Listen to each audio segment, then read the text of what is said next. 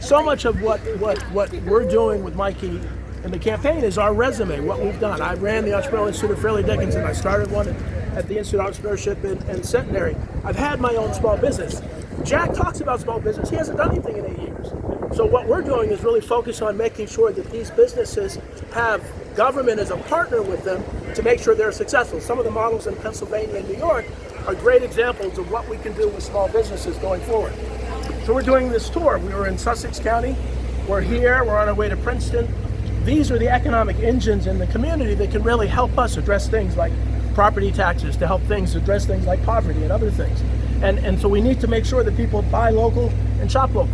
So the reality is everything's connected. So often you ask about individual connections, but small businesses tie into affordability, which tie into healthcare, which tie into employment, which tie into education.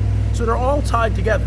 And we get these isolated questions, but it really, Mikey and I are trying to make New Jersey, all of New Jersey, and all of state government work well for local communities. Pastor, just to follow up, so we know that you've spoken about streamlining government to make it easier for small businesses, but what would you do on the tax front? What would be the tax policy to alleviate the burden for small businesses? Well, first of all, we've talked about, ways to really make sure we need to expand the tax base. To really address tax issues, you need to expand the value, which means making small businesses much more successful, making sure that they're more small business, that it's easier to start a small business. Mikey's talked about eliminating the registration fee for small businesses. We look at permitting fees. Pennsylvania has reduced the delay in permitting fees by 90%.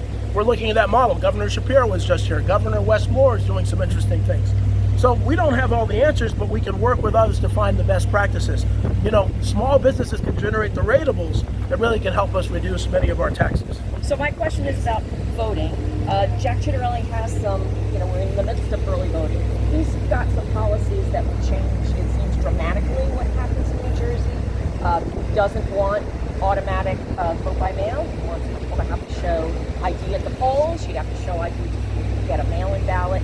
He also doesn't want votes counted after 8 p.m. on election night. Well, as you know, my dad marched arm in arm with Dr. Martin Luther King.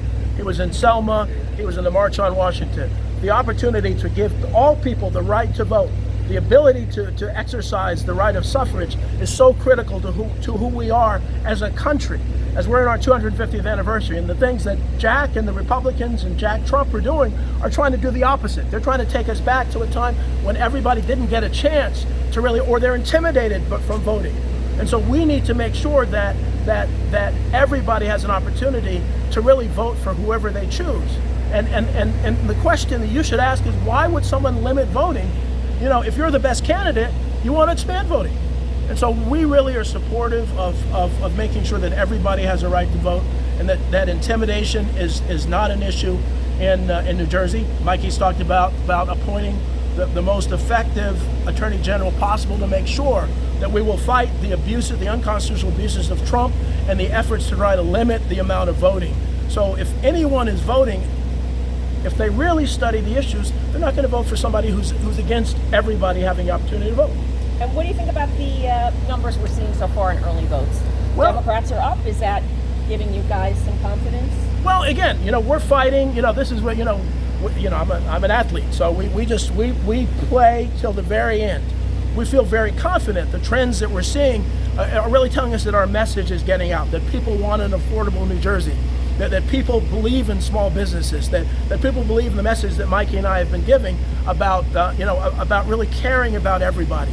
But also it's a message to Trump about the assaults on Medicaid and Medicare, the assaults on our budget, the fact that shore funding, emergency shore funding is cut. That alone, I love the shore, that alone should be a reason for people to vote for Mikey and myself. So we're excited about the trends. The other thing I'd say, I was the featured speaker in the No Kings rally in Ocean County, the most Republican county in the state. There were 5,000 people there. Horns were honking as they went down the street.